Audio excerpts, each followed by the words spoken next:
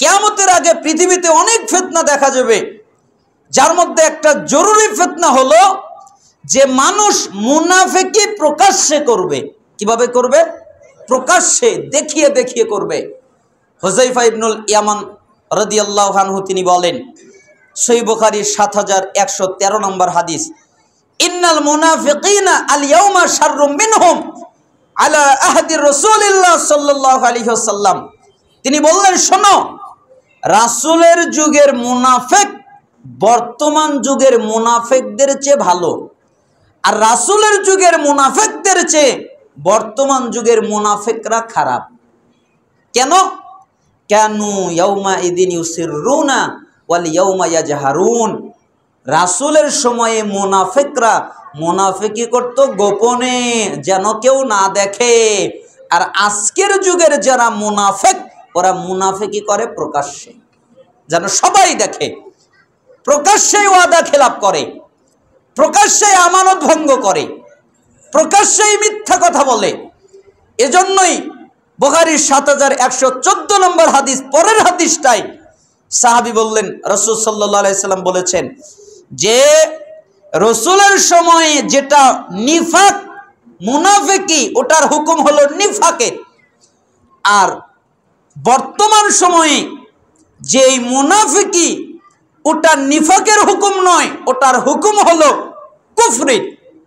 তার মানে রাসূলের সময়ে মুনাফিকরা মুনাফিকি করত গোপনে, আর আজকের যুগের মুনাফিকরা মুনাফিকি করে কিভাবে? প্রকাশ্যে, দেখিয়ে দেখিয়ে মুনাফিক করে বেড়ায়, তাই না?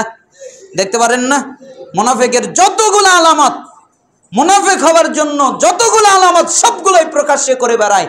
এ কথাই হুযায়ফা ইবনুল ইয়ামান বললেন যে প্রকাশ্যে মুনাফিকি ছড়িয়ে যাবে, প্রকাশ্যে মুনাফিকি করে বেড়াবে মানুষ, প্রকাশ্যে আমানতের খেয়ানত করবে। আপনি সরকারি কর্মচারী, আপনার বেতন ৩০,০০০ টাকা, আপনার বেতন ৭০,০০০ টাকা, আপনি ওই গতিতে বসেছেন, আপনি আমানত রক্ষা করবেন। আপনি যদি ৭০,০০০-এর ১ টাকাও বেশি নেন, তাহলে আপনি খেয়ানতকারী, ১ টাকাও নিতে পারবেন না। আপনি বলেন, ও তো আমাকে খুশি হয়ে দিল। আপনাকে খুশি হয়ে দিল কেন? আমাকে তো দেয় না। আপনাকে দেয় কেন? আপনাকে দিয়ে যেন কাজ করানো যায়, এই জন্য আপনাকে দিল। ওটা খুশির টাকা নয়, ওটা ঘুষের টাকা। তার মানে আপনি যদি ঘুষ ১ টাকাও নেন, তাহলে আপনি খেয়ানতকারী, আপনি মুনাফিক, আপনি আমানত রক্ষা করলেন না, আপনি আমানতের খেয়ানত করলেন। আল্লাহ আপনি আমাদেরকে আমানতকে রক্ষা করার তৌফিক দান করেন। যে যে জায়গায় বসে আছে ওই জায়গায় বসে থেকে আমানত যেন রক্ষা করতে পারে, আল্লাহ এই তৌফিক আপনি আমাদেরকে দান করেন। কিয়ামতের পূর্বের আরেকটা ফিতনা, দলাদলি বেড়ে যাবে। আল্লাহ তাআলা যে আয়াত আমি মাঝে মধ্যে বলি, এটা আমার বুঝ, যে আল্লাহ তাআলা সূরা আলে ইমরানের ১০৩ নম্বর আয়াতে বলেছেন, ওয়াতাসিমু বিহাবলিল্লাহি জামিআও ওয়ালা তাফাররাকু। তোমরা আল্লাহর রশিকে শক্ত করে আঁকড়ে ধরো, পরস্পরে বিচ্ছিন্ন হয়ো না। এখান থেকে আমার বুঝ হলো যে আল্লাহ এই আয়াত নাজিল করেছেন ঐক্যবদ্ধ করার জন্য, তাই না?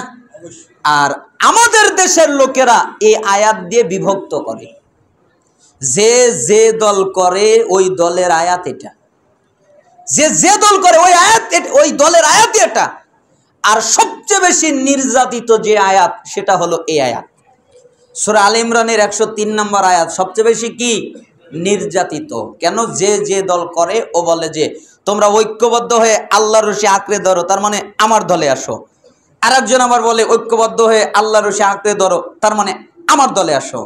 আরেকজন আবার বলে আমার দলে আসো, আমার আমিরকে মানো। কত আমির, কত নেতা, কত পীর, যে যে দল করে ও ওই দলের দিকে এই আয়াত দিয়েই ডাকে, তাই না? আচ্ছা, আপনাদের কাছে আমার প্রশ্ন, এই আয়াতের ব্যাখ্যা আল্লাহর নবী করেছেন না করেন নাই? অবশ্যই করেছেন। তাহলে এই আয়াতের ব্যাখ্যা রাসূল কি করলেন? তিনার ব্যাখ্যা কই? আপনারা তো সালাফি, আপনারা তো সালাফি মানহাজ, তাহলে রাসূলের ব্যাখ্যা কেন করলেন না? রাসূল এই আয়াতের ব্যাখ্যা করে নাই, তিনি অবশ্যই আয়াতের ব্যাখ্যা করেছেন।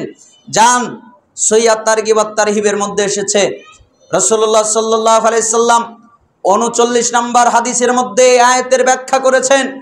তিনি বলেন, আলাইসা তাশহাদুনা আন লা ইলাহা ইল্লাল্লাহ ওয়াহদাহু লা শারীকা লা ওয়া আন্নী রাসূলুল্লাহ ওয়া আন্নাল কুরআনা জাআ মিন ইনদিল্লাহ। আল্লাহর নবী বললেন, সাহাবীরা, জি তোমরা কি বলো না যে আল্লাহ ছাড়া সত্যিকার কোনো ইলাহ নেই, তিনি এক, একক, অদ্বিতীয়, এ কথা কি তোমরা বলো না? সাহাবীরা বললেন, জি আমরা বলি। আচ্ছা তোমরা কি বলো না কোরআন আল্লাহর কাছ থেকে এসেছে? জি আমরা এটাও বলি। আচ্ছা তোমরা কি বলো না আমি মুহাম্মদ আল্লাহর রাসূল?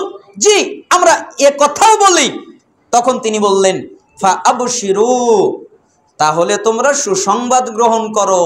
ফা ইন্না হাযাল কুরআন তরফু বিয়াদিল্লাহ ওয়া তরফু বিআইদিকুম ফাতামাসসাকু বিহি ফা ইন্নাকুম লান তুহলাকু ওয়া লান তাদিল্লু বা'দাহু আবাদা। শোনো, এই কোরআনের এক অংশ আল্লাহর হাতে, আর এক অংশ তোমাদের হাতে। তোমরা যদি এই কোরআনকে আঁকড়ে ধরো তাহলে কখনো পথভ্রষ্ট হবে না, কখনো ধ্বংস হবে না। বলেন তো কি হবে না? ধ্বংসও হবে না, পথভ্রষ্টও হবে না। কাকে আঁকড়ে ধরলে? কোরআন। তাহলে আল্লাহর রশিকে আল্লাহর রাসূল ব্যাখ্যা করলেন কোরআন। তাহলে এখন ওই আয়াতের অর্থ হবে, তোমরা আল্লাহর রশি মানে কোরআনকে শক্ত করে আঁকড়ে ধরো, পরস্পর বিচ্ছিন্ন হয়ো না। তার অর্থ হলো কোরআন থেকে তুমি বিচ্ছিন্ন হয়ো না, তোমার থেকে কোরআনকে বিচ্ছিন্ন করো না। এটা হলো ঐক্যের আয়াত। এই আয়াত দিয়ে ঐক্যবদ্ধ হওয়া সম্ভব। পৃথিবীর সমস্ত মানুষ যদি কোরআনকে মেনে নেয়, কোরআনের মাধ্যমে ঐক্যবদ্ধ হয়, তাহলে তারা ঐক্যবদ্ধ হবে। কিন্তু তারা যদি দলের মাধ্যমে ঐক্যবদ্ধ হওয়ার চেষ্টা করে, কোনো দিন হবে না, শুধু দলই বাড়বে, তাই না? যে যেই দল করবে, যে ওই আয়াত দিয়ে বলতে চাবে যে দলের মাধ্যমে ঐক্যবদ্ধ হতে হবে, তাহলে ও আরেকটা দল খুলবে, মানে আরেকটা বাড়বে, আরেকজন আরেকটা খুলবে, আরেকটা বাড়বে। এই জন্য অবশ্যই কোরআনকে আঁকড়ে ধরার মাধ্যমে ঐক্যবদ্ধ হতে হবে। আল্লাহ তাআলা আমাদেরকে তৌফিক দান করুন।